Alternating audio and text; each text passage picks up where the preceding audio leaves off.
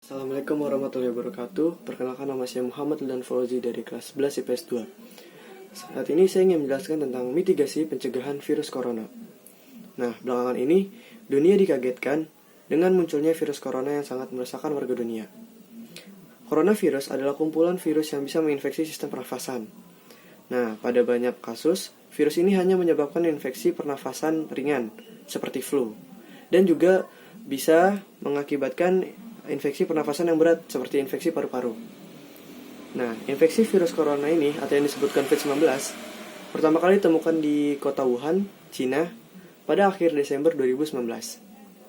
Nah, virus ini menular dengan sangat cepat dan menyebar hampir ke semua negara, termasuk Indonesia. Hal tersebut membuat beberapa negara menerapkan kebijakan untuk lockdown. Dan Indonesia diberlakukan kebijakan pembatasan sosial berskala besar atau yang disebut PSBB untuk menekan penyebaran virus ini. Nah, ada beberapa kebijakan pemerintah lainnya, seperti yang pertama itu WFH atau work from home. Secara umum, WFH diartikan dengan cara kerja karyawan yang berada di luar kantor, entah dari rumah, dari kafe, atau restoran, sesuai dengan keinginan karyawan. Tetapi nyatanya kini WFH sedang menjadi solusi karena adanya wabah virus corona. Hal ini agar mengurangi resiko penularan virusnya ini. Nah, kelebihan WFH itu yang pertama ada menghemat biaya pengeluaran bagi karyawan. Dan kedua itu fleksibel. Dan yang ketiga, mendekatkan diri kepada keluarga. Dan jika ada kelebihan dan juga pun ada kekurangannya. Kekurangan WFH itu yang pertama terganggu keluarga, dan kedua jam kerja tidak teratur, dan yang ketiga kurang termotivasi. Nah, berikut adalah beberapa tips agar WFH tetap produktif. Yang pertama, memiliki ruang kerja. Yang kedua, menetapkan rutinitas termaksud jam kerja. Dan yang ketiga itu jangan terganggu dengan hal kecil di rumah. Dan yang keempat, dapatkan peralatan yang Anda butuhkan. Nah, yang kedua itu ada social distancing. Social distancing merupakan salah satu langkah pencegahan dan pengendalian infeksi virus corona ini, dengan menganjurkan orang sehat untuk membatasi kunjungan ke tempat orang ramai dan kontak langsung dengan orang lain.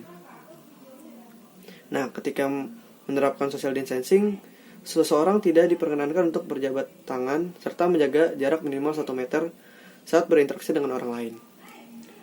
Nah, social distancing itu berbeda dengan self-quarantine dan self-isolation. Self-quarantine itu ditunjukkan kepada orang yang berisiko tinggi terkena COVID-19 ini. Misalnya, pernah berkontak langsung dengan penderita COVID-19, tetapi belum menunjukkan gejalanya. Orang yang menjalani self-quarantine harus mengarantinakan diri sendiri dengan tetap berada di rumah selama 14 hari. Sedangkan self-isolation diberlakukan pada orang yang sudah terbukti positif menderita COVID-19.